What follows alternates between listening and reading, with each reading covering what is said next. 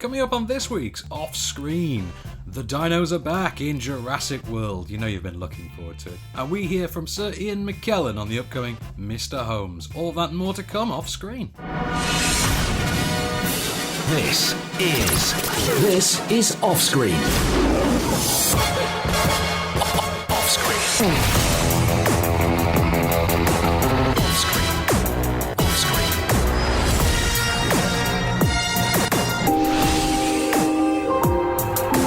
With the latest film news and reviews, this is Off Screen, the on-screen radio show. Welcome to Off Screen, the on-screen radio show and podcast. I'm Van Connor. And I am Kase Allen. You are indeed. I am. I certainly am. So, not Nick Cage. Not Nick Cage. No, Yeah. we proved that in the last Slam Dunk Cinema. So, well, before we get to everything we've got this week, we'll just do a quick plug for our Twitter and Facebook crowd. If you want to tweet us, you want to Facebook us and join in, our Twitter handle, I believe it is at onscreen_film. And same for Facebook, really. So, should we have a look at the film news for this week, Case? There's a lot been going on. We should. Oh, yeah. Busy week. It has been. It's been incredibly busy. It's an awful. I thought we didn't have much, and then I started looking at it. There's a lot happened. So, of course, we have to talk first and foremost about the sad demise of Christopher Lee. Christopher Lee, infamous horror. Sir Christopher Lee. Sir Christopher. You keep forgetting that. I keep forgetting he's a Sir. Of course he was a Sir. He was. He was a Sir of horror and of the British Empire. Yes. Sir Christopher Lee passed away, sadly, at the age of 93, which is good innings. Very good innings. He had quite the life before he even started to work on film. It was incredible. Because he was a counterintelligence spy in World War II. He was Ian Fleming's cousin as well. Did you know this? He was, before he was Scaramanga. Before he was in a Bond movie, he was Scaramanga. As well as loads. I mean, he basically made his name really in the likes of the Hammer horror films. Particularly of, I think it was Frankenstein. It was Frankenstein first, and then he signed... 1958. 1958, I think, around about that time. He signed like a decade-long contract, and that got extended. And then, that got extended, and then some. Yeah, and then he became Dracula. 1917. It went on for 12 years before he became Dracula, and then all the sequels that followed. And in the meanwhile, he was in Bond films and The Wicker Man, quite of course, famously. Which is one of my favourite films of all time. Oh, God, who doesn't love The Wicker Man? Summer Isle. Oh, so good. that dress. But no, say Christopher Lee, absolute legend of a horror icon, legend of an actor and an absolute horror icon. We have a clip, of course, which pays the ultimate tribute to the man. This is a recording of Christopher Lee when he received his knighthood in, I believe it was 2011. Here we go. It's what you don't see, and I won't go and see these films now. I don't particularly want to, because everything is shown in gruesome and gory detail, and to me that is not the way. If I'm a cult figure, it's because I survived. That's one thing. And I'm still working, and I've got 7 films to come out. And I've been in a lot of films, some of which were comedies, some of which were scary movies, and they have become cult movies. Christopher Lee there discussing the finer points of modern horror movies and, of course, his own cult status. And, well, rest in peace, good sir. You did us all a good service. He certainly did. Like I say, we'll never see the likes of his kind again. What an icon. Not for a long, long time. There was one quote I read about him that I really liked, which was, he could make schlock sound like Shakespeare. Oh, that's wonderful. That really does sum him up, doesn't it? Have you heard about the Peter Jackson... Peter Jackson's own tribute was wonderful, as was Sir Ian McKellen's tribute. Yes, but there was a video that was circulating that I think it was done for like the bonus features for one of the Lord of the Ringses. I didn't see it. I heard of it. What was the story behind it? Basically, spoiler alert, Saruman gets stabbed in the back. Oh, that's what happens. I remember this. Yeah. And Peter Jackson was trying to convey to him how somebody would sound when they get stabbed in the back, and so Christopher Lee was like, that's not how a man sounds when he gets stabbed in the back. He said, can you imagine how it sounds? And Christopher Lee says, I don't have to imagine. No, I've heard that one. Which is the most badass thing I think I've ever heard. It is fantastic, isn't it? Oh, well, we'll never see the likes of that kind certainly again. Not. So, of course, Ron Moody also passed away this week. Yeah, Fagin from Oliver passed away, aged 91 as well. Very good innings, yeah. Christopher Lee was 93, Ron Moody was 91. Well, yes, again, good innings. But what else we got in the meanwhile? Matthew Vaughn, the director, co-writer and director of Kingsman: The Secret Service, has confirmed that he is working on the script for a sequel, and he may direct it as well. He may. I think he will. I think he'll be tempted back. I think if we can avoid Kick-Ass 2 territory, because it went far too cartoony, and I think Kingsman, it's all about that perfectly balanced tone. You don't want to go too far. It was on the right side of the line. Absolutely, it was, and it's like Kick-Ass was. Kick-Ass was on the perfect side of the line, and then Kick-Ass 2 just went barreling over. And can't even see the line anymore. Can't see the line. That line, the line is a dot to you. Yeah, the line is a dot to you. So, in a full-on case of the swapsies, The Martian and Victor Frankenstein have shifted their release dates. Done the old switcheroo. So, The Martian is now going to be opening this year on October 2nd, and it's traded places with Victor Frankenstein, which was in that slot. Victor Frankenstein will now open on November 25th, opposite The Good Dinosaur. So, have you got some news about Good Dinosaur? The cast list has been unveiled. Yeah. We didn't have time to add it to the list. Do you know it, though?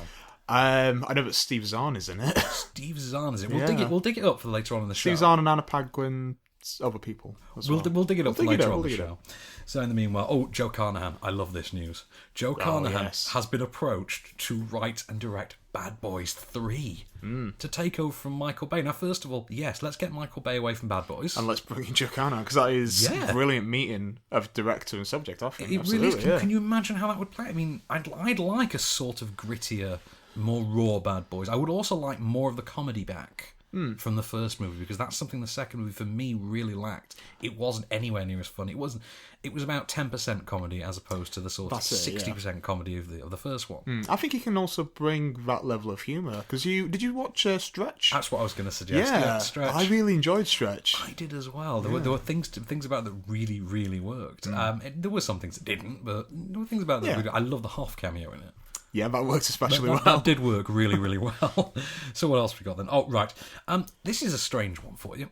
Right. In order to promote the reboot of the upcoming Fantastic Four movie, 20th Century Fox have removed all traces of the 2005 original Fantastic Four and Fantastic Four: Rise of the Silver Surfer from iTunes and Amazon. Now, starting afresh. This comes after the sort of for the last few months we've had a thing about Marvel are trying to excise the Fantastic Four from their library, from their marketing, in order to not promote a film they don't own the rights to. So it seems that Fox are beating them to the punch. Yeah, make of that one what you will. And Uwe Boll. We got to talk about Uwe Boll. Have we got to talk about Uwe Boll? You've got to. What a legend of a man Uwe Boll's been. You've got to respect him. You do. Really. Uwe Boll this week took to YouTube to send out a rant aimed at his own fan base for not successfully funding his Kickstarter campaign to produce. Is it Rampage 3? It's called. It's something. I haven't seen rubbish like that. Seen one or two. Have you seen one or two? I've not seen one or two, and I think if 3 ever gets made, I don't think you'll need to have seen 1 or 2 to understand what's going on. Oh, no, wait, okay, let me get into this. Because the rant is where he levels his anger at his entire fan base. He tells them to go blank themselves. And then fill in that word by yourselves. Fill in that word by yourselves. Here's a hint: it isn't cuddle. And he makes some very sweeping generalisations about the state of film in general. He specifically tells them, "Wake up, people! Iron Man is not real. Captain America is not real." Okay, yes, but neither are your movies, Uwe. And my real favourite point is he then says, out of spite, that he's going to go and make the film anyway. In which case, why even do the Kickstarter project in the first place? Exactly. If you can go fund it. If you can go and do it out of spite. But he also says, I don't need to be doing this. I could be playing golf for the rest of my life. You're thinking, if you can afford to do that, make the damn film. But it's Uwe Boll. What can you say? This man is just a mental case. Where does he live? I don't know. Where is his head? I like to imagine that Uwe Boll lives in a cabin isolated on the top of a very tall mountain. Yeah. And he just spends his days shirtless, tracking bears, barehanded in the woods. punching the bears in the punching face. bears in the face. If a bear says something negative about one of his films, he smacks him down. Exactly. How dare you? Postal was amazing. It's misunderstood. I've never seen Postal. I've never seen Postal 2. I have no desire to. I've seen... What's the one that had Statham in it? In the Name of the King. Yeah. Is it a Dragon Siege Tale or something? Some There's then a ridiculous title, sequel yeah. with Dolph Lundgren. Yes. Which involves time travel, I believe. But I've not seen... No, I don't know. yeah, we'll get to that. So, a third Pitch Perfect film is coming. Yeah, are you excited about that? No, not really. Well, because you really enjoyed the first one, and then the second one... I tuned out. Yeah. Yeah, I mean, did you get round to seeing the second one? I tried to watch it the other day, and... Did you just nod off? I did just nod off. It's not. I don't think it's nod off. I was watching a lot of films that particular day, so I'll go back. I'm not going to judge you. So I say the third one is coming. Kay Cannon, who has written the first two, she's due to come back for the third as well. So whether or not Elizabeth Banks will remains to be seen, because we have Elizabeth Banks news to come up later. In the meanwhile, the release date for London Has Fallen. The Olympus Has Fallen sequel, London Has Fallen. That's quite the teaser poster, isn't it? Oh God, yeah. Did you know they put out the teaser poster for Olympus Has Fallen, which has a massive shot of Big Ben being destroyed. They put that out the same day as the general election results. Yes, I did know that. Yeah, which is the greatest marketing statement you could ever make. That's exactly what I said to my fiance, actually. They put out a poster of Big Ben being blown up with "London Has Fallen" written on it. They put it out on the same day as the general election. I'm saying nothing, but "London Has Fallen" has been pushed back from this fall to January next year. It's going to be out in January now. It was due on October 2nd, the same day as The Martian and the Robert Zemeckis film The Walk. The Walk, yeah, that's interesting. Those two, it's really interesting that Martian is coming out on that particular day. Do you know why? Go for it. Because 2 years previous on that date was when Gravity was released. This has been pointed out. They are hoping for a bit of that Gravity one. It seems to be are. on similar terrain, the concept. It's been getting some really positive buzz just from that trailer. I'm intrigued. I mean, Ridley Scott's due a great film. He's overdue. He's overdue. Like the San Andreas Fault, it's just overdue. It's not a case of if, it's a case of when. Yeah. When the film hits, who do we call? Everybody. Right. Okay. One final piece of news before we go to the box office. Well, before we go to box office top 10 and the rest of the show. According to Mark Wahlberg, Michael Bay will be returning to direct Transformers 5. Do we celebrate this news? I'm confused. Is this positive news? Is it negative? I don't know. I don't know. No, it's not positive for me. Get Joe Carnahan. Get him to do all the Michael Bay projects. I think that'd be a great idea. Let's just champion Joe Carnahan. Even the current film that Michael Bay is doing, even 13 Hours, kick him off the film. I think so. Do you know what's happening? I think we should do to Michael Bay what's inevitably going to happen to Micah Monroe, which is when Micah Monroe is going to be announced for something, everyone shows up and says, no, get Mae Whitman. I think people should do it with Michael Bay. Everyone turns around, no, get Joe Carnahan. Yep. That should happen. He'll do a better job. Right, so interview time, because Mr. Holmes is due for release this next week. The latest film from director Bill Condon, who brought us Gods and Monsters, and I believe the last two Twilight films as well. Yes, and he's also bringing us the live-action version of Beauty and the Beast. He is, and I have a theory about that with Mr. Holmes, because Ian McKellen is in Beauty and the Beast as well. And he's in Gods and Monsters. I feel like they have a bit of a... There is a bit of a thing. Yeah. I have a feeling about why Bill Condon's doing Beauty and the Beast after Mr. Holmes. Okay. I have seen Mr. Holmes. We will be reviewing it next week. And I have mainly positive things to say about it, to be fair. Good. And Ian McKellen's absolutely superb in it. We have an interview with him here. James Kleiman has gotten to sit down with Ian McKellen and talk to him about taking on the role of Sherlock. Yes, I wish I could remember when I first met Sherlock. Probably, on the page, reading the stories. And then probably on radio, because I'm the last generation who didn't have television as a kid, The Sherlock that made a huge impact on me, because I thought it was so original but so believable, was Jeremy Brett on television, with Edward Hardwicke as Dr. Watson. But, as many of us, Sherlock Holmes has always been there. I can't really remember the time I met him. And what's different about the Sherlock who we get to see in this film, in Mr. Holmes? Well, this is a Sherlock Holmes who said, I never wore a deerstalker. I never spoke to pipe. I much prefer a cigar. And Sherlock is saying that the stories by Dr. Watson weren't necessarily the truth of the matter. And that's the point of this story, is that the last case that he solved, he believes 30 years on that he didn't really solve it at all, and now he does want to solve it. So Sherlock Holmes is considerably older than other Mr. Holmeses, 93 at some point during our film. And a man beginning to lose his faculties and worried about that, and a man beginning to discover his humanity. So it's a Sherlock Holmes that's not quite as we expect him to be, and who by the end of the film has turned himself into a rather nicer person. It's a rather optimistic film. And how did you find that experience of playing him in his 60s and in his 90s? And did one sort of inform the other as it Well, that's a nice puzzle, isn't it? It's showing off, frankly. You know, I'm old at one point, and then I'm less old at another point. And they're done on different days, so they feel like slightly different characters. And it was thrilling doing the younger Holmes, the man at the height of his powers, skipping and jumping along the streets of London, and London looking as it must have done at the time with horses and carriages and top hats and everything. Absolutely thrilling. And then the other more contemplative Holmes at the end of his life, living in the countryside overlooking the south coast, filmed last summer when it was beautifully sunny.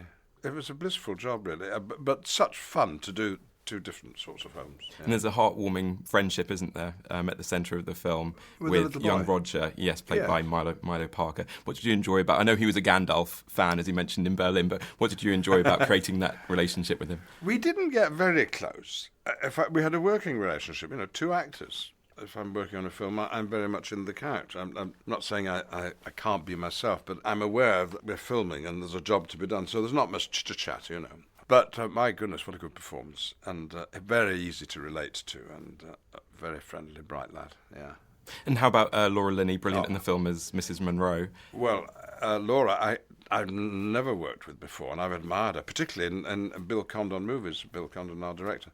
So often I just am gobsmacked by what actors can do, and she comes over here, she's an American, and there she's doing a quite specific British regional accent, and you think, well, I couldn't do that. I couldn't do the reverse of that. And her technique in front of the camera, there's lots about filming that is fun for me, because I am just fascinated by the whole business of making films and putting on plays. And when I get the opportunity to be up close against experts who are doing it so well. And in a film, you can more easily observe than you can on stage. If you're on stage with another actor, then you're acting, but there will be a time when the close-up is on Laura and the camera's here and I'm behind the camera, so I'm allowed to observe and be objective, and that was great fun. And I was allowed to have some old friends in it. Roger Allen was the doctor, and Frankie Barber plays a hilarious little bit of Holmesiana, and Francis de la Tour, and David Fox. Yeah, wonderful. And you mentioned Bill Condon, of course. There are some similarities between this and your last collaboration with him, Gods and Monsters, aren't there, in terms of it being sort of an older man, haunted by his past, or sort of looking back? Yes, but Bill's movies swing between the outrageously popular Twilight, Dreamgirl, Chicago, and the introspective and social-minded Bill, who is interested in how people tick. And yes, Gods and Monsters, that really was a career changer for me. I played the leading part in a film, and it was well received, and Bill helped me through it every inch of the way. So when he said, "Can we do another film?" I didn't really read it. I said, yes, of course. But then it was Mr. Holmes. Oh, and that really good part. And there are similarities, yes, but this is its own film. James Kleiman there with Sir Ian McKellen, and Mr. Holmes is out next week when we'll be reviewing it. So shall we move on to the box office top 10 before we take a break? Let's move swiftly on. Number 10. Moving down to number 10, we have the Lake Bell, Simon Pegg starring film Man Up. Right, did you get to see this in the end? I still haven't seen it. You still haven't seen it, because you're quite a fan of Lake Bell, aren't you? I really am. Which I'm not. I'm the opposite. I find her very... I'm kind of surprised by that. I thought you would. I thought you would like her. I don't know. I'm very vacuous and shallow, so... I like because she's a really good writer and director as well. Oh, yes, that. But no, Man Up, which I did think was quite funny. I did think it was very funny. I did think, though, that Sharon Horgan, who plays the older sister, would have been better off in the lead role. Simon Pegg is on bizarrely Hugh Grant-esque territory here, and he is going for that Hugh Grant-style performance that charmingly... So affably British, It's so laughable. You know, that sort of a gimmick. But Rory Kinnear owns that film. It is all about Rory Kinnear for me. Yeah. He owned the film with a, I would say, relatively small but fairly intrinsic and highly comedic performance sort of character. Yeah. I liked it. Number 9. Straight at number 9, a brand new entry. It is Dil Dakani Do. Number 8. Back with a Vengeance. And then some. And then some. Have you heard about this film? It's a little known film. Small like independent flick. The Empire Strikes Back, which is, of course, is back in the top 10 because of Secret Cinema. Secret Cinema have been running this as an event, one of their immersive cinema experiences. What have they done for this one? Do you know? Because when they did the Back to the Future one, they actually built a section of Hill Valley. I don't know the specifics, but I feel like they might have just like built Mos Eisley or something. They not just rented out one of the Escape Snowdomes and said, let's just do Hoth. Let's do Hoth, yeah. Let's do Hoth. Everyone sit in the snow, we'll watch the film. There's some stormtroopers walking around. Get a camel, pretend it's a tauntaun, yeah. I thought they smelled bad on the outside. Number 7. Moving down, sadly, I really love this film, Tomorrowland, A World Beyond. Did you really love this one? I did. Okay, we are on the same page then. Yeah, I go back to it every week. I think about it. I'll read something about it and I'll be like, yeah, man, I'm on board. I liked it. I mean, it has gotten a panning, and again, it comes up in the film news later. I think it's upbeat, it's adventurous, it's fun, it's got a little bit of whimsy to it. It's visually captivating. It is. Yeah. I think there is less to it than the marketing implied. Yeah. But it is all about tone, and it is all about adventure. It's about wonder and joy. Exactly. Yeah. It's about wonder and joy. And you know what? If I think they should have advertised more on that, rather than hinting that there was something bigger to come. And I mean, on a marketing level, it's failed, but as a film, I think it's very successful. And I think Clooney and Britt Robertson, and particularly Raffaele Cassidy as the young girl, are great. She was the star of the show. Yeah, for me, definitely. And of course, Keegan-Michael Key getting the best entrance. Co-star of the show. Co-star of the show for having the best entrance in any film until Harrison Ford shows up in December. Until December. Yeah. Until December. Number 6. Moving down again to number 6, Age of Ultron. No, have we said everything there is to say on this subject? There's nothing else that we can say, I don't think. Good, not great. One for the fans only. Not a particularly good self-contained film. It's building. It's a chess piece film. It's a mid-season two-parter rather than a season finale. Vision owns it. Vision owns it, even though he shouldn't, and only shows up in the last half hour and then takes all the narrative arcs for some reason. But we'll see him a lot more in Civil War. Yeah. We can't say anything else. Number 5. Pitch Perfect 2. Do you want to take this one? Really fantastic opening 30 seconds. Really great. You know what? I'll go with that. It does have a great opening 30 seconds. I particularly like the cameo by way of archive footage of the Obamas. But unfortunately, it does seem it is a victim of its own success. Pitch Perfect, I think, because the first film had been such a surprise, because it took so many cliches but spun them around through the power of sharp dialogue and really biting humour. What they've done this time is, you know what? Let's go for the same thing, but then they've forgotten to put that sharp dialogue in it. They've forgotten to put the wit that made Pitch Perfect in there, and what you have instead is a checklist of who can we make fun of quite mercilessly now. Oh look, we haven't made a joke about black people for 10 minutes, so let's get those 2 sarcastic judges in here and they can do that, and now we'll go after women, and then we'll go to Jewish people, and it is that checklist of what race, what gender can we target next. And I mean, even to the extent of Rebel Wilson's character, who was always sort of a mould-breaking figure in the first film anyway, because she played on the stereotype quite nicely. Here, it's a very wasted character, and she has basically become the sort of figure that a lot of the naysayers have always said she is, which I found quite disappointing. Do you think in the follow-up character will get bigger as well? I feel like she'll become more of a focus, to be honest. I think Anna Kendrick might... I mean, I've not seen the rest of the film, so I don't know how... I think Haley Steinfeld will be the star of the sequel. Oh, do you reckon? I think that's why she's been dumped into this film. Haley Steinfeld will be the lead in the third one, I think. But I don't know. I mean, time will tell. I mean, does this mean we get to see more of Katie Seagal, I wonder? But maybe. Because that was a nice little cameo. Number 4. Moving down, one of the best action films for quite a while. You were a fan of this. I was a big fan. Mad Max Fury Road. What's not to love? It is fast, it's furious, it's faster and furious than Fast and Furious. Yeah. It's got Tom Hardy doing a pretty good Mel Gibson standing there, sort of there. It's got. He doesn't say a lot, so it's great. It must be like 16 lines or something. It's something like that. I'm sure someone's toted it up, but Charlize Theron, so good in this, so good. But anyway, this is a movie in which you can even turn around and say, "Do you know what? Rosie Huntington-Whiteley was really good in that film." Yeah. Yes. How weird is that to say out loud? The love interest from Transformers 3 is actually pretty good in this movie. I completely blacked out that she was in it. Zoe Kravitz is also in it, if you weren't paying attention. Yeah, she's good. Nick Holt. Nick Holt as well. Really good. Who I really liked. And, what a lovely day. Shiny and chrome.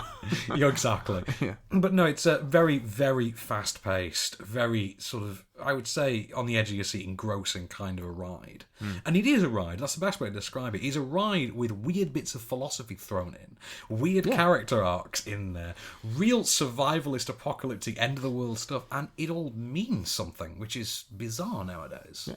A lot of love and a lot of work has gone into it. You can see it on the screen. Yeah, it definitely shows. It helps all those practical effects, I think. Yeah, listen up, Jurassic World. Listen up, JW. I keep saying JP. Listen up, JW. Number 3. Brand new. I thought this might have been a little bit higher. Chapter 3 of Insidious. Yes, Insidious Chapter 3. Well, I mean, you look at what's above it, I think it's quite obvious why it didn't get number 1.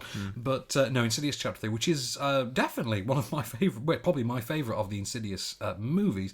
It works as a self-contained supernatural mystery horror movie. And I like that about it. It has, in a way that this week's big release does, it acknowledges the outside franchise offhandedly and quite cleverly. It doesn't ram it down your throat. It doesn't pull a George Lucas where everything needs to be in there. Oh, look, this microwave is eventually going to become the key component of the Death Star. None of that nonsense. It's all quite subtle, and it is all about the self-contained film. And I really liked it. Really sort of creepily and effectively directed by Lee Winnell, who's making his sort of debut behind the camera here. He's written and directed this one, having just been involved in less capacity on the others. And I really enjoyed it. I thought it was really effective and it really worked. Number 2. You're looking forward to this, aren't you? Now what will we do? We rebuild. San Andreas. There we go. San Andreas. Now, you and I had the pleasure of seeing this together this last week. What do you do when you got an afternoon off? Go to the IMAX screen. You go watch The Rock. Watch The Rock in IMAX. And, right, so obviously I've said my piece on it, which I think it's a really solid, engaging 90s throwback disaster movie without any of the annoying sort of added frills which just don't need to be there. What about yourself? Yeah, pretty much the same. You don't need the science with this film, do you? You don't. Who are we going to call? Everybody. Yeah, you need Paul Giamatti to do that, you don't need whisper, science. Yeah, you don't need science, you just need Paul Giamatti. You just need Paul Giamatti to do that. And, man, he's got a very, collection of films coming out this year, hasn't he? He really has. Yeah, but yeah, San Andreas, I really, really enjoyed it. Maybe more than I should have, but yeah, it was a nice Monday afternoon off, definitely. Definitely. I thought I think the third act is just absolutely deranged. I think it's fantastic. The last line. The very last line, yes, the very last line of this film. That's how you end a film. Yeah. Yes. Number 1. Straight in with a bullet, Spy. Literally with a bullet. With a bullet, yeah. So Spy, now you quite enjoyed this, didn't you? I did. For the most part. For the most part, yeah. Without getting into it like we did last week, I liked it. Statham steals the show. Could have done with a little less Peter Serafinowicz, which I thought was something I would never say in my life because I love Peter Serafinowicz. Same here. Yeah, it's fine. I'm not a big Paul Feig fan, but yeah, it was funny. It was funny. With the exception of the Paul Feig comment, I agree with literally everything you just said. Okay. No, I quite like Paul Feig, although I read something he said about Ghostbusters 3 which concerns me somewhat, but I'll get into that another time. No, I really enjoyed it. I laughed so much more than I expected to. I think Melissa McCarthy really does know how to work her shtick in the hands of Paul Feig. Feig knows how to work her shtick quite effectively with Paul Feig. And the pair in tandem can solidly craft a film. for me. I think that personally, I think this is one of the better action comedies. Maybe I will of the year. need to give it a second watch. Maybe because just personally for me, these kind of films sometimes I have to watch them a couple of times. I mean, for me, a great compliment to pay it is that I came out of the cinema and thought, do you know what? I really want to watch The Heat again. Because that's how much I thought, actually, it was a real good fun time, but I want to keep this sort of good time thing going. I want to go home and watch The Heat. But it makes you think of a different film. It does a little bit. Yeah, well, damning praise. With the latest film news and reviews, this is Offscreen. So we're back, and we should probably plug our competitions this week. If you're not aware, you can pop along to onscreenfilm.com, and we have a whole section for competitions. You can go in, enter, and win a variety of prizes. This week, well, the big prize is... What have we got? Well, we've got prizes to tie in with next week's release of the one and only...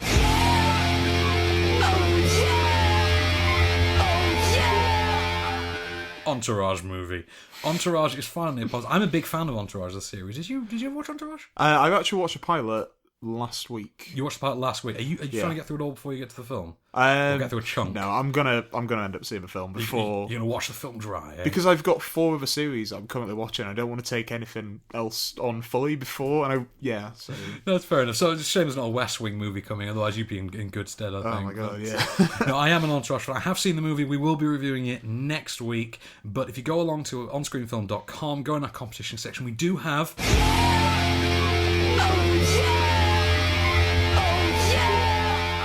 Entourage goodie bags to give away, and well, these are they're quite intriguing goodie bags. They what do you get in them? Well, they come with a gym bag, a t-shirt, sports water bottle, tank top for the ladies as well. The ladies, set of Entourage sort of drinks coasters. Okay. And, so onscreenfilm.com, get entering. So, should we do some more film news before we get to the reviews? I think we have to. There's so much to get through. What's the thing? We've only got one film this week. We've got loads of film news. Yeah. So, Hateful Eight. Have you heard about the release of this? I've heard about the release date and the format. Yes, this is very interesting. So if you're not aware, this is Quentin Tarantino's upcoming sort of Magnificent Seven-esque Western, The Hateful Eight. It's going to be released on Christmas Day this year in 70mm format. So this is old school film it's being released. It is, yeah. And then it will be released on now traditional digital. Yeah. How weird is that to say? But we're now saying that... We're now saying normal, standard, digital. So it'll be in regular cinemas on January the 8th of 2016. So January 8th, 2016 in regular cinemas. But if you want to see it a little bit earlier, find a cinema that shows 70mm, which... Maybe in London somewhere, in London, is there not... Does Bradford not do that as well? I don't know, I think maybe, Bradford might do it. But if you know a cinema that does 70mm as well, you can see it on I've Christmas heard that Day. in the States, Quentin Tarantino is like personally, or his people are like retrofitting certain His cinemas. people. His people. Tarantinites, are we going to call Tarantinite. Oh, I like that. Oh, Tarantinites. yes. We'll just call them Tarantinos. Quentbots? That doesn't work so Quentbots? well. No, Tarantinites. Okay. Tarantinites. So this is Ghostbusters news. You and I love this one, don't we? Oh, I'm a fan of this. So this is the news that since they've gender flipped the Ghostbusters this time around, they are now women instead of men. Well, of course, there is one other integral character that has also been gender flipped, and here's a hint: it's not Slimer. Well, the character they have chosen to gender flip is the role of the Ghostbusters secretary, whom Annie Potts played Janine in the original two movies. She has now been, but that's now been changed around. This is going to be Chris Hemsworth as the Ghostbusters put upon secretary. So, what do you make of this one, Kase? Well, I sort of predicted this a while ago. Did you? Not that it was going to be Hemsworth, but I predicted that they were going to gender swap the secretary. I said it was going to be Bill Hader. Which I think would have been great. Yes, but I am, definitely for Chris Hemsworth. Just on the fact that Vacation trailer. He looks like he looks like he can do comedy. Yeah, definitely, yeah. Because also he's got that great balance between deadpan and unfunny. Well, I think he can do deadpan quite well. Yeah, definitely. I think that he has some of the best comedic performances in the Avengers. I was going to say that he can play the comedic stuff in the Avengers because of the deadpan nature. He does the comedic stuff in Avengers really well. Particularly the first Thor movie. What, this drink? I like it. Oh, the horse. The horse. The horse. Oh. Things like the horse. He does that really well. One big enough to ride. But I watched Black Hat this week for the first time since its theatrical release, and because it was on the iPad, and I will admit I was watching it in the gym. And you wouldn't think a Michael Mann movie would work on a cross-trainer, but strangely enough, it does. And I really enjoyed Black Hat the second time round, even though it's over-directed to hell We do not need to see how an entire cash point process works. But, you know, I'll go with it. But yes, Chris Hemsworth, I do like him. Can't wait to see him in Ghostbusters 3, or whatever it's going to be called. They've not released the title. They've not released the title. It's going to be. It's not going to be Ghostbusters 3. No, it's not, because it's a complete reboot. It's not going to be Ghostbusters 3. Yeah, Paul Feig is saying it's its own entity. Yeah. So speaking of formats with Tarantino, by the way, we should talk about Star Wars Episode 8. Which Ryan Johnson has revealed he's not going to be shot digitally or on IMAX. This is going to be shot that's interesting. on old school 35mm film. Which, wow, that one came out of nowhere. Because what's Episode 7? What's Force Awakens been shot on? It's a bit of both, isn't it? It's a mixture of both, to the point where J.J. Abrams even tweeted pictures of the IMAX cameras. Well, that's why we put the picture on our site. So we've seen an IMAX camera being used for it. But this seems to be the done thing, combining the two at the moment. We've got Captain America Civil War is going to be an experiment for the new IMAX cameras. And then I believe it's Infinity War is going to be the first film shot completely on IMAX with these new cameras. But in the meanwhile, Star Wars Episode 8, it's going to be all 35 back. Yeah, this is. It'd be interesting to see the tone that it's going for, or even like some of the locations. Yeah, I'm very interested about that. Yeah. But okay, so Fox Animation have bought the rights to the apparently very acclaimed webcomic series Nimona. Have you heard about this? I've not, no. I didn't know this. I had to ask Calvin about it because Calvin's more plugged into what I would describe as youthful culture than I am, being that he's a decade younger than me. And he said it's very popular with girls his age. Okay. Which, having seen it, I'm confused because it's quite an old, it looks like old school French animation. You know, the French animation of the 60s and 70s? Yeah. Almost Moomin-like, I would describe it as. And this is about a young girl who is a shapeshifter who teams up with a disgraced knight. And yeah, that one could be interesting. It's going to be an animated feature from Fox, who apparently took part in a bit of a bidding war for it as well. Apparently it's that popular. Are Fox going to adhere to that same style of animation? Who knows? I mean, I've got money on it turning out computer animated in this day and age, but because why release something in hand-drawn animation? So, Elizabeth Banks, we hinted at this earlier. We should talk about this. Elizabeth Banks is in negotiations to direct Red Queen, which is going to be a new Universal-produced young adult adaptation series. She's got some form with YA material, hasn't she? Well, yes. Yeah. But Red Queen, weirdly, sounds like the young adult version of Gattaca. Yes. In which there's a sci-fi society determined by people's blood types. Bloodline, I think red blood and silver blooded. This seems to be the thing. The colour of your blood determines the caste that you live in, etc. It's Gattaca for tweens, it sounds like. Yeah. It's another faction kind of, isn't it? Yeah. Is it me, or is there a real push to try and get the teenage crowd to segregate themselves? I don't know. Put them in a maze. Put them in a maze. They can fend for themselves. Although there are some real issues with the Maze Runner, if you ask me, namely the fact it seems to have been intentionally designed for a porn parody. If you ever look at the concept of that movie, it's been designed for a very specific kind of porn parody. Seriously, sit and think about it. It's there. You can even piece together the title of it if you try hard enough. What's next on movie news, man? Moving swiftly on. Marvel are apparently edging closer to signing Chiwetel Ejiofor as the villain for Doctor Strange, because it's been revealed that he would be playing Baron Mordo. Yeah. I always want to say Baron Mondo. Baron Mordo, who of course is trained with Stephen Strange. Yes. Under the tutelage of the character that we now know is going to be played by Tilda Swinton. And the ancient one. Yeah. But of course, Baron Mordo. I keep saying Mordor. Don't say Mordor. Different franchise. Mordo, he of course turns to the dark side and becomes the antagonist. Yeah. But apparently it's not going to be as clear cut. It's not going to be as black and white as that, yeah. So, interesting. I wonder if he's going to be... might be like a Loki kind of... Yeah. Quite possible. We need a new Loki type, I think, at this point in the universe. He's a fantastic actor, isn't he? Yeah.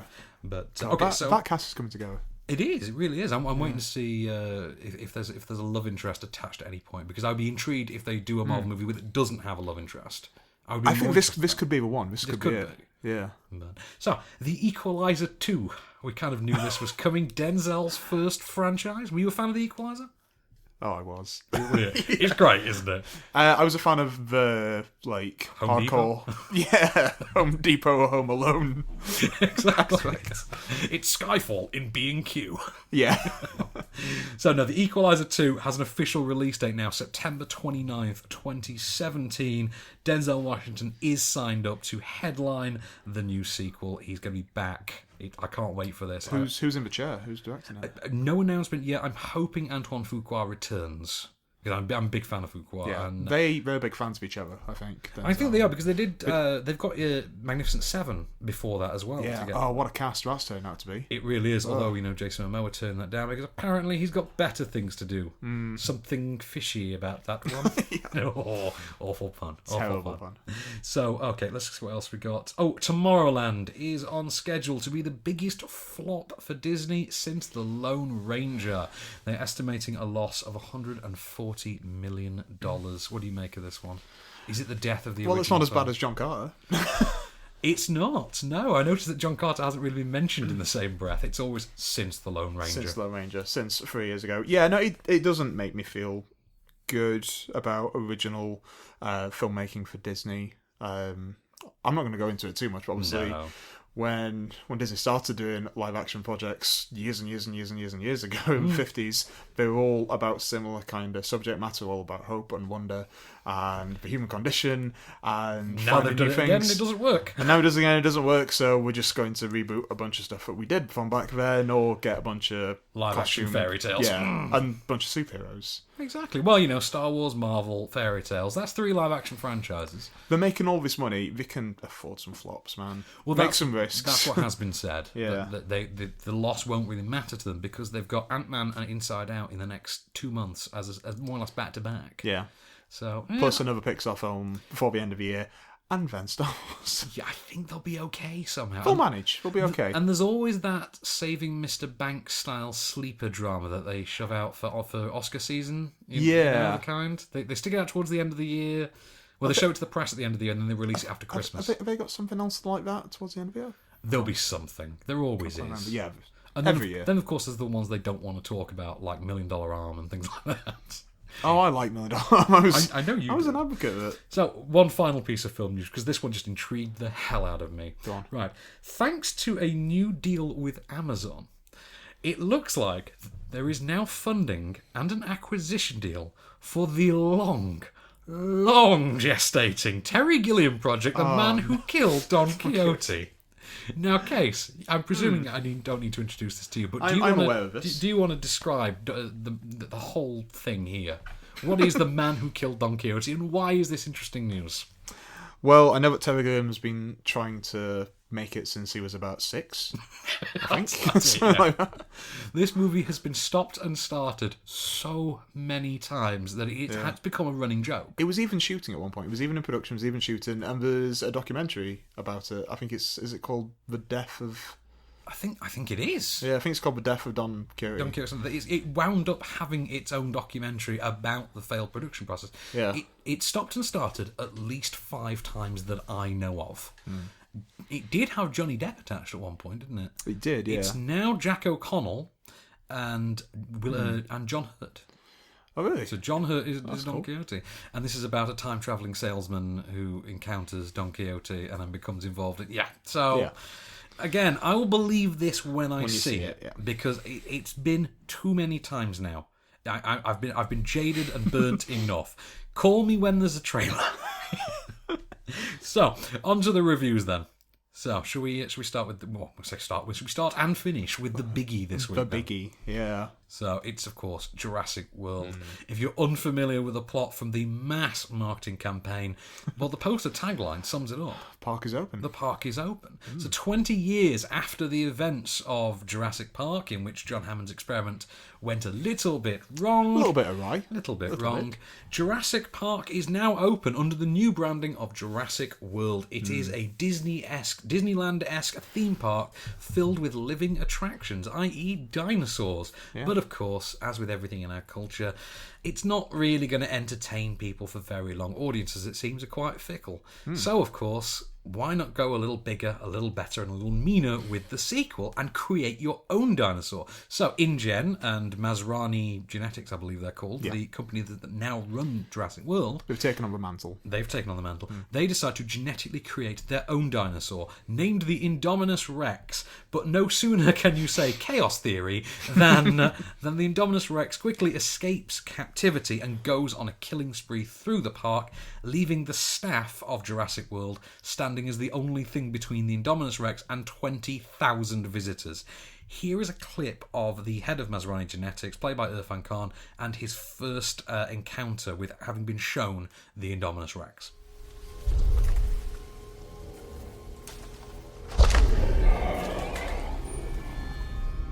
Oh, it's white. You never told him it was white.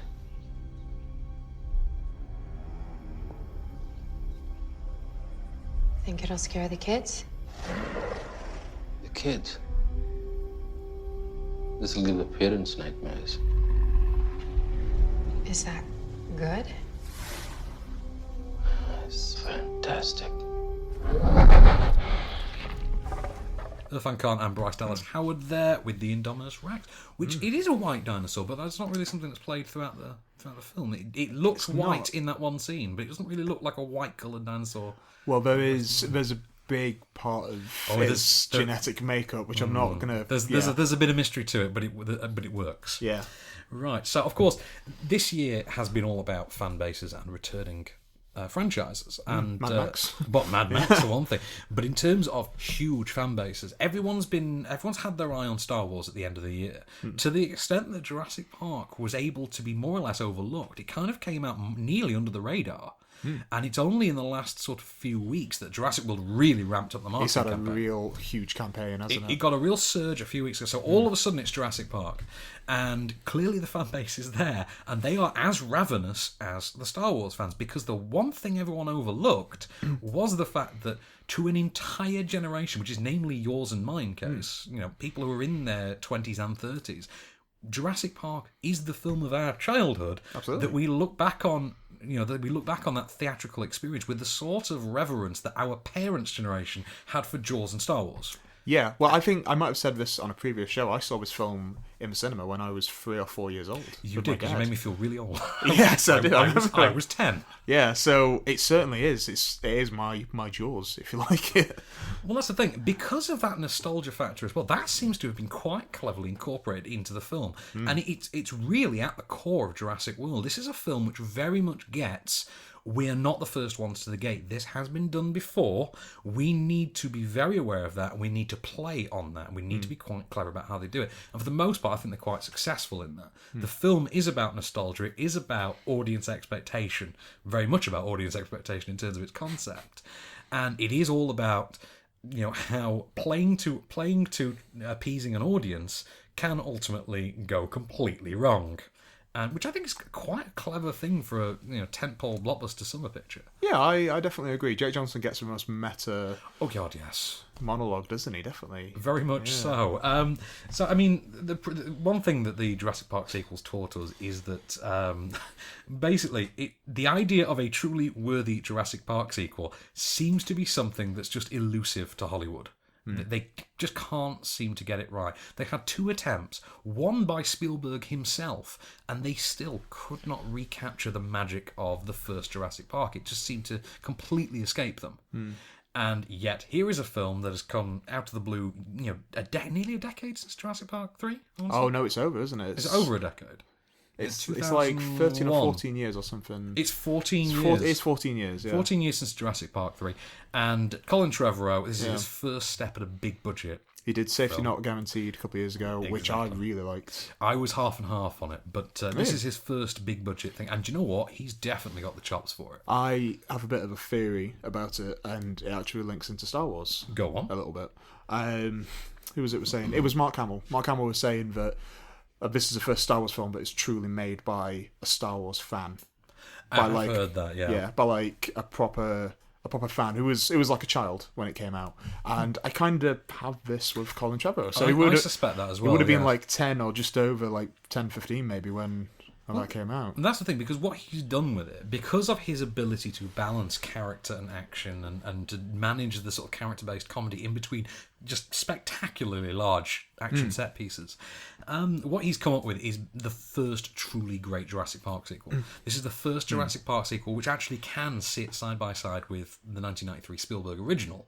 Yeah. For me, I think genuinely... It definitely holds its own, I think, as well as paying homage. But quite cleverly as well. Cleverly so, yeah. Because all the little nods and winks to the original Jurassic Park, they're all there if you want to see them. But if you don't, they're not going to bother you. You pass them over, yeah. You pass them over. I will just say that there is a really, really well done background gag involving Jeff Goldblum. Yeah. That if you see it, you will laugh yourself senseless several times throughout the movie. If you don't see it though, it's not going to keep you up at night. But, I think it's hard not to see it, to be honest. I've spoken to people who have not seen it. Really? Who just who saw the movie but just didn't see this didn't gag. see it. I had to point out, and one person went, oh yeah, is that what that was? I did wonder. Within the first 5 minutes of Jurassic World, I saw about 10 references to the first film. I couldn't stop seeing them.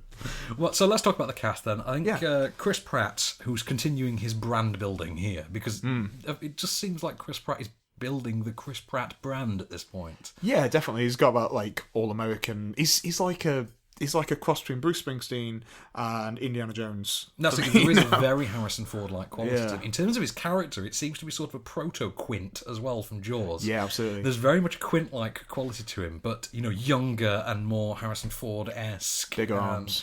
Bigger arms. Bigger arms.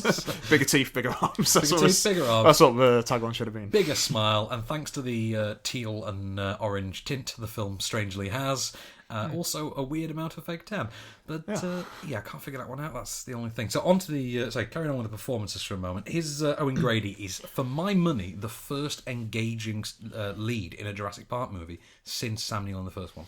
Yeah. Because I would argue that Jeff Goldblum is wasted in the second movie. He doesn't get an awful lot to do. Well, it's not really like Ian Malcolm, I don't think. It's I feel not, like it's it's different not. character. It is a different character. A very different character. Yeah. Third movie, let's just ignore it entirely because even Talking raptor.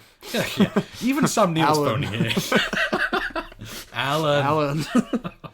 Nobody wants to think about the talking raptor or the gymnastic raptor fight in the second one. Oh, God. Yeah, let's ignore that. Incidentally, speaking of the gymnastic raptor fight in Lost World, it should be pointed out this is the first Jurassic Park movie ever to feature non-annoying children.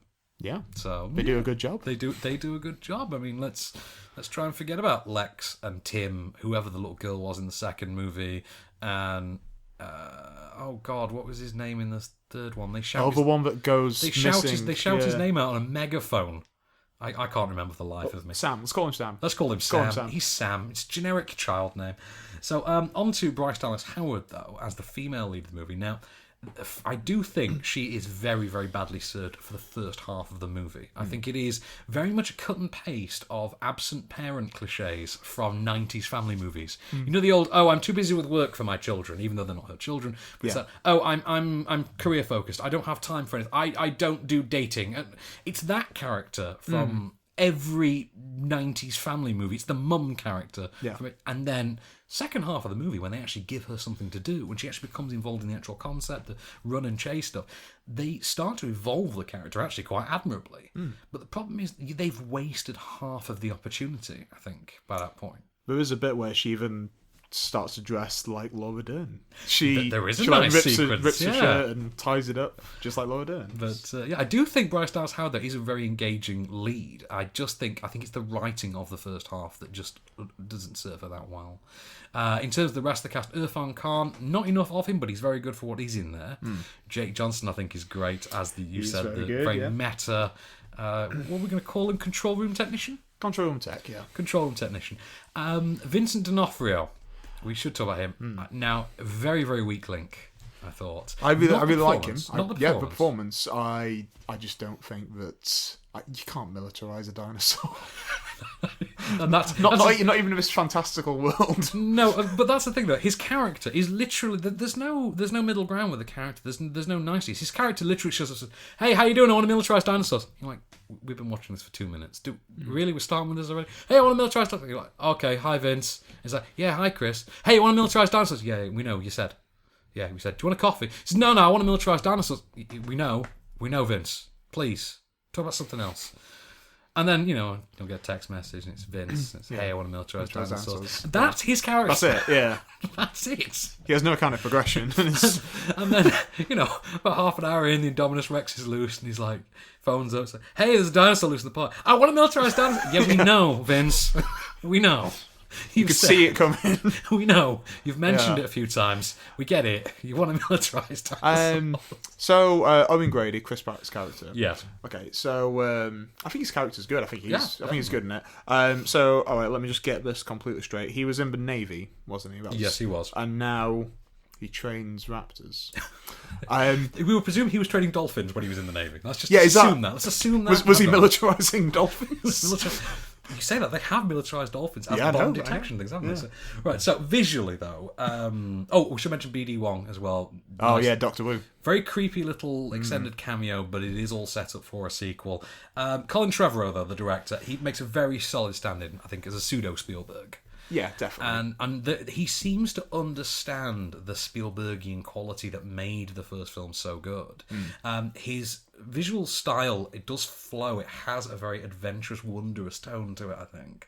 And he captures, particularly in how he unveils the park. The actual first shot of the unveiling of the park, which is through a set of blinds, by opening a pair of blinded double doors. Yeah, it kind of ramps up with the music. Ramps it up with the music and unveils it in just the right way. It is the perfect reintroduction of Jurassic World, and the way we are just shown at the park has a very, very good sense of scope. I did worry that they'd actually overexpanded the size of the location in terms of the marketing beforehand, but when you watch the film, it does have a very, very well thought out sense of place. But we should talk about Michael Giacchino's score as well, which you're quite a fan of. Well, I'm a great fan of his anyway. It's some of my favourite scores of all time. But yeah, I'm just going to bring up the track listing. Oh God, you're a big fan of this because he does blend the classic themes with some new, quite wondrous stuff of his own. Yeah, definitely. Like, there was no way that this film could be made and not have nods to the classics. It could not, Sherwood Park could not have that classic music, that classic theme. That classic John Williams score. Yeah, so he incorporates that very well, the way that he did in the Star Trek films. Very much so. But you're a fan of the track listing names more than anything else. Yeah, I'm just pulling it up right now. You're pulling it up. Okay, so he has a fantastic habit of puns. And I do love a good pun. You do. Well, I told you about his Star Trek theme. It's called Enterprising Young Men. So, it gives you a vague idea. Okay, so track 1 is Bury the Hatchling. Moving down, track 6. There's a track called Owing You Nothing. Oh dear God. Owing You Nothing. Indominus Rex, as in Wreck-It Ralph. Oh, okay. Indominus actually Rex things. Okay, fair enough. Yeah. There's some classic ones. Oh dear God! So, but it's not just the puns. So, it's not. No, the score he really builds up a sense of terror in places where you need it. I mean, in terms of the overall score, I don't quite think it reaches John Williams' high, but I think it comes pretty damn close. I would say it's as close as you could make it. I think without getting John Williams. Well, that's it. But visually as well, though, it is worth pointing out the whole film fits the IMAX ratio for a change. Oh yeah, that was great. The film is in IMAX ratio. There's no angle hopping on this, and it do see this on the biggest screen possible. But if God forbid there's a way to see it in IMAX 2D, please take it. Because the 3D is so redundant to this. It's not needed at all. Nothing is really done in the 3D, despite the fact that there's a lot of opportunity. It's not like San Andreas. It's not like San Andreas at all. There's a helicopter falling directly on me. So, let's rebuild. Anyway, so I just say, in closing, this is the first truly great Jurassic Park sequel. For my money anyway. I don't know if you agree with that. The first truly great one. There's a lot to love there. It's about as successful a franchise reboot as anyone could possibly hope for. Yeah, I think he's done a fantastic job. I don't know if he has really enjoyed being part of the franchise. I think if he has, I feel like he's going to be courted for something else. I have a theory. Star Wars is calling. See you later, Josh. Star Wars is calling. Well, they've got that now vacant slot, haven't they? Star Wars is going to be calling Colin Trevorrow. Indiana Jones is going to be calling Chris Pratt. I'm just saying that's going to happen. But it's the people that are behind Jurassic World. Obviously Spielberg and Amblin stuff. But is Kathleen Kennedy part of Jurassic World still? Or I'm not sure. I think she's part. Is it Frank Marshall? I have no idea. Anyway, we're all pals. All I know is Phil Tippett is still the dino supervisor on Jurassic World. And I'm sorry, Phil, but you're really bad at the job. You gotta get somebody else. You gotta get someone else. Look, there was raptors in the Pandora, Phil. Raptors in the branch of Pandora and a Starbucks. This was not amateur hour. Right, Get your act together, Phil. Get your act together, Phil. And Waterloo. There were raptors in Waterloo, Phil. Yeah. Anyway. Right, so that actually was in the real world and not on screen. Yeah. Right, so I think we're going to give that film of the week by default because it's the only major release. But if we had 5 other films, that probably would get it as well. So next week, of course, we've got some interesting ones to look forward to. We've got, of course...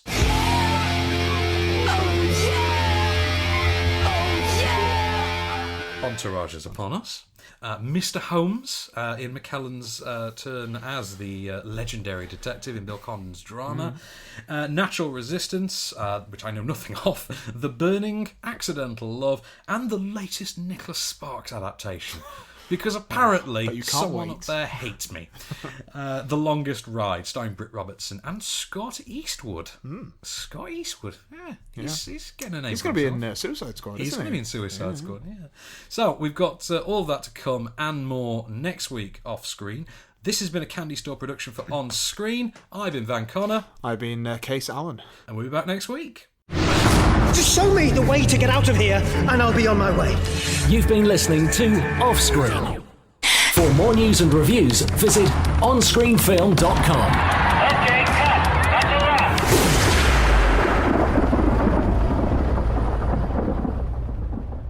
Life finds a way.